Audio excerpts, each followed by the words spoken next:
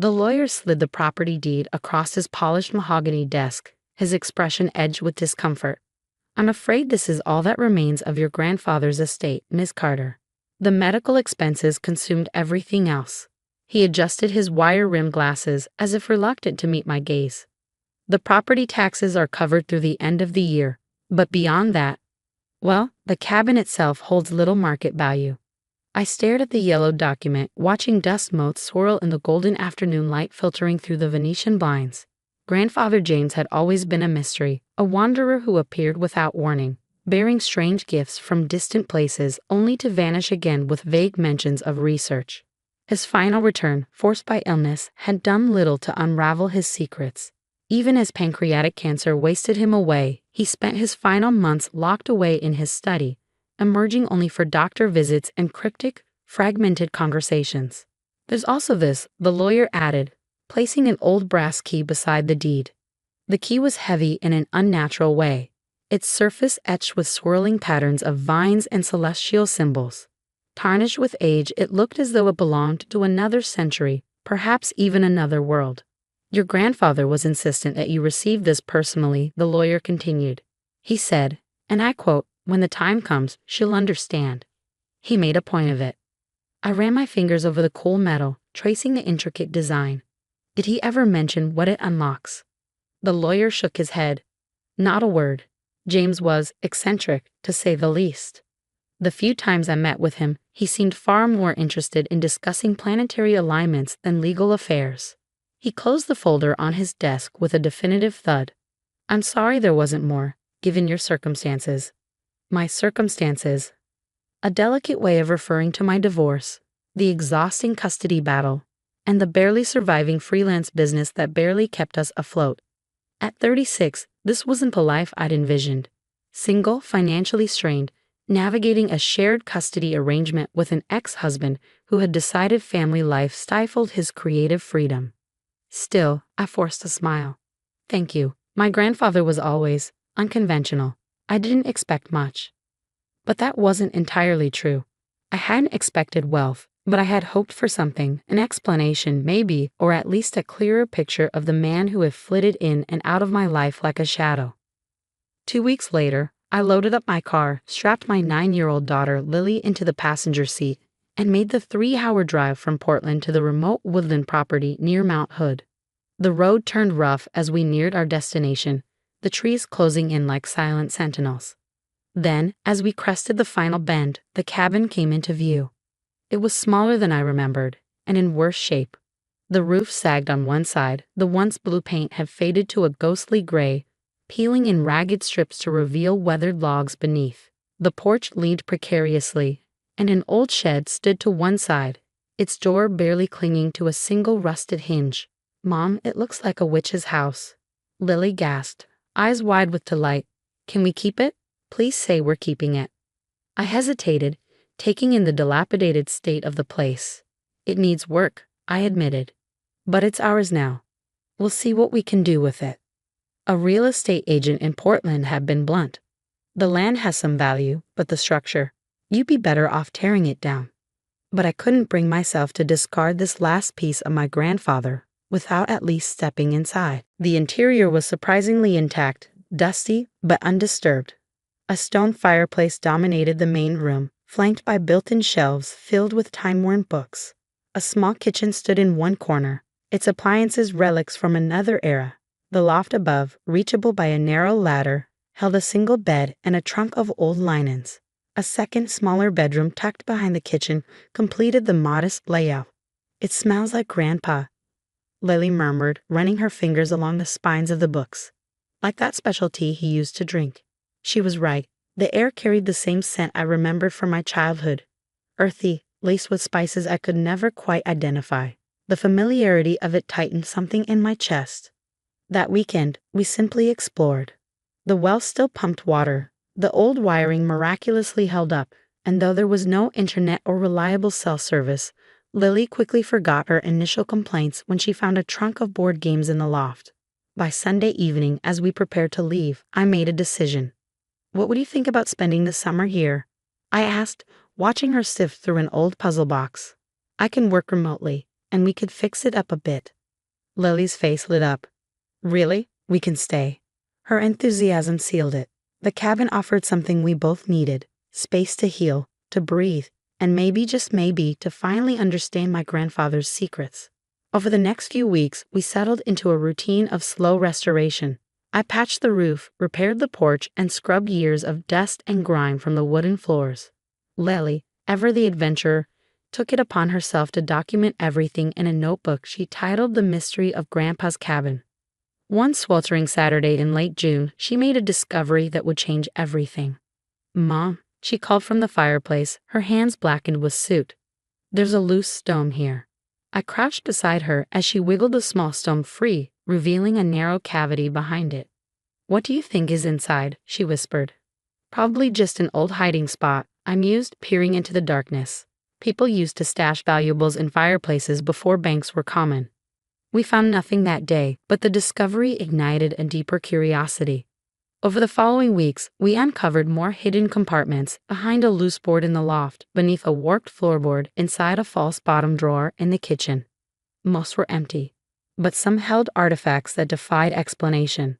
A compass etched with unfamiliar markings, a bundle of brittle letters in a language I didn't recognize, a small leather-bound notebook filled with pages of coded symbols and cryptic notes. And then, one evening, as the sun bled gold through the trees, Lily found something else. A hidden door. Half buried beneath the cabin's foundation, concealed behind decades of overgrown ivy and decayed wood, it was barely visible. But there was no mistaking it. And as I traced the edge of the lock, my breath caught. The intricate pattern on the key my grandfather left me matched it exactly. "When the time comes, you'll understand," he had said. My fingers trembled as I lifted the key, fitting it into place. With a soft, echoing click, the door creaked open, and our lives were never the same again. As we continued restoring the cabin, we uncovered more peculiarities: strange symbols carved into the wooden beams overhead, intricate patterns in the floorboards that only became visible when the afternoon sun struck them at just the right angle, and shelves lined with books written in languages neither of us recognized. Some volumes focus on geology, others on astronomy, and many contained hand-drawn maps marked with symbols identical to those on my grandfather's brass key. Grandpa James was definitely unconventional, I murmured one evening, sifting through a drawer filled with odd trinkets, compasses, empty vials, and astronomical charts so detailed they looked like they belonged in an observatory. "I think he was cool," Lily countered, slipping on a peculiar pair of spectacles with tinted lenses. She twirled in place, then gasped. "Whoa, these make everything look purple. And look, some things glow." She pointed at a rock specimen on the shelf, and sure enough, through the strange lenses, it emitted a faint, eerie luminescence. By July, the cabin had transformed. The once dilapidated structure now stood sturdy and inviting, painted deep forest green, with fresh porch steps and a cozy interior filled with thrifted furniture and warm touches. My work had slowed slightly, but a new client, a scientific publishing house in need of technical illustrations, provided a steady income. Our days found a rhythm. Mornings were spent on work and lessons. I had decided to homeschool Lily part-time for the summer, using my grandfather's extensive library as our curriculum. Afternoons were for adventure, hiking through the dense forest, swimming in the hidden lake a half-mile from the cabin, or continuing our investigation of the property's many mysteries. Then, one fateful afternoon, everything changed. I was repainting the kitchen cabinets when Lily's excited voice rang out from the basement, sharp with urgency. Mom, I found something weird." Dropping my brush, I rushed down the narrow wooden steps, the air growing cool and damp as I entered the small, earthen-floored space. Lily stood in front of the stone wall at the back of the basement, her hands smudged with dust and excitement blazing in her hazel eyes. "I was bouncing my ball, and it hit right here," she explained, tapping a spot in the masonry. It sounded hollow. I pressed my hand against the wall, running my fingers along the surface until I, too, felt the subtle seam. A thrill of possibility ran through me. It could just be a secret door. Lily interrupted, practically vibrating with excitement. "Like in my books. We have to open it." For nearly an hour, we searched for a mechanism, pressing every stone, testing every possible trigger.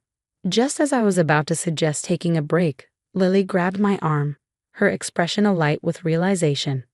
The key, Mom, the one Grandpa left you. My breath caught.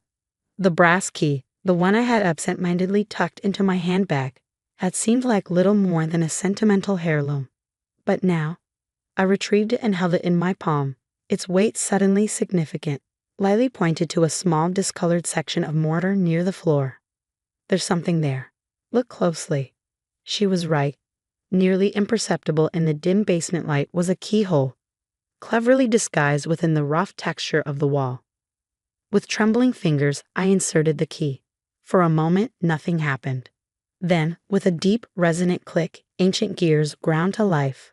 A section of the stone wall swung inward, revealing a dark passageway. I switched on my phone's flashlight, the beam illuminating a short, narrow corridor carved into the bedrock beneath the cabin. The air smelled different, older, untouched. A thrill of apprehension and exhilaration coursed through me. "Stay behind me, Lily," I murmured. "No way," she whispered, clutching my hand tightly. "We're doing this together." The corridor stretched for about 10 feet before opening into a chamber, circular, carved entirely from stone. As we stepped inside, soft overhead lights flickered on, revealing a space that took my breath away. In the center stood a massive stone table, its surface covered in neatly arranged documents, maps, and what appeared to be scientific instruments. The walls were lined with shelves brimming with leather-bound journals, wooden chests, and artifacts that looked like they belonged in a museum.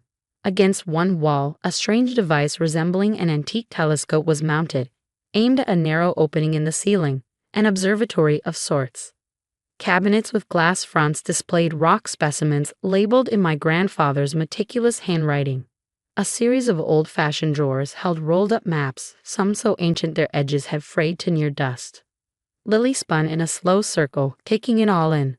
"Mom," she whispered in awe, "what is this place?" "I don't know," I admitted, pulling a journal from one of the shelves. It was filled with my grandfather's crisp handwriting, accompanied by precise sketches of celestial bodies, mathematical equations, and maps. So many maps, each marked with symbols that now felt eerily familiar. A folded document slipped from between the pages, landing on the stone table. My stomach tightened as I unfolded it. It was a deed, similar to the one for the cabin, but far older, written on parchment rather than modern paper. My breath caught in my throat. "What is it?" Lily asked. I scanned the document, my heart pounding. It's a mining claim," I murmured. "From 1887. For a gold mine in the Cascade Mountains. And according to this addendum, it's still valid." Lily's eyes widened. "Wait, Grandpa left us a gold mine."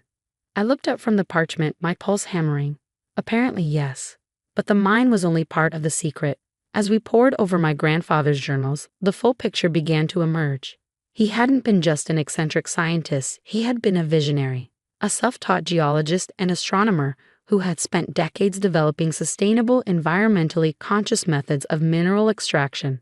He had discovered a way to mine gold without the devastating environmental consequences, techniques that could have revolutionized the industry. "Listen to this," I said, reading aloud from a journal entry dated 1982. "Conventional mining would destroy this land, leaving only ruin. The methods I've developed could change everything, but they threaten too many powerful interests. It's safer to wait, to pass this knowledge on when the time is right." Lily leaned over the journal, her expression fierce with determination. "Mom, this isn't just a treasure map. It's bigger than that. Grandpa left us a way to fix things." I exhaled, the weight of our discovery settling in my bones. "Yes," I murmured. "And now we have to decide what to do with it." That night, we slept in the cabin with a new awareness of what lay beneath our feet. The next morning, I made my first calls to attorneys who specialize in mineral rights and intellectual property. Over the following weeks, we carefully cataloged my grandfather's research, digitizing his notes and trying to comprehend the full scale of what he had left behind. By summer's end, we had made our decision. Instead of selling his work to the highest bidder, we would honor his legacy. We would create something lasting, something that would change the way the world viewed resource extraction. And so the James Carter Foundation for Sustainable Resource Management was born. What had begun as an inheritance of a crumbling cabin and a mysterious key had become something far greater. A legacy of knowledge, innovation, and hope for the future.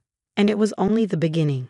A year after discovering the hidden chamber, I stood at the entrance of what was once an abandoned mine, now a demonstration site for sustainable resource extraction. Lily, wearing her oversized safety helmet and the strange tinted spectacles we'd found months ago, nudged me. "Do you think Grandpa James would be proud?" she asked. I glanced at the team of geologists and engineers setting up their equipment, all marveling at how accurate my grandfather's predictions had been. His revolutionary techniques were finally being put into practice, not just for profit, but to teach a better way forward. "I think this is exactly what he wanted," I said, squeezing her hand. "Then we better not mess it up," she grinned. Life had transformed since that summer. The cabin was no longer just a home. It had become a research hub. My design work now focused on environmental communication, while Lily, once a quiet bookworm, had blossomed into a budding scientist. Even my ex-husband, once skeptical, had started bringing her here on weekends, admitting, begrudgingly, that it was educational. But the biggest change had been within me. I was no longer just surviving. I had a purpose. My grandfather's secrecy, once frustrating, now made sense. He had been protecting his work until the right moment, until I was ready. That evening, as Lily and I sat on the cabin's porch, watching the stars emerge, she leaned against me. "You figured it out, Mom," she said. "That's why Grandpa trusted you." I touched the brass key hanging around my neck, a symbol of the past unlocking the future. The real inheritance hadn't been gold. It had been the chance to build something lasting, something that mattered. And sometimes, the greatest treasures aren't buried in the earth, but in the choices we make when we finally discover them.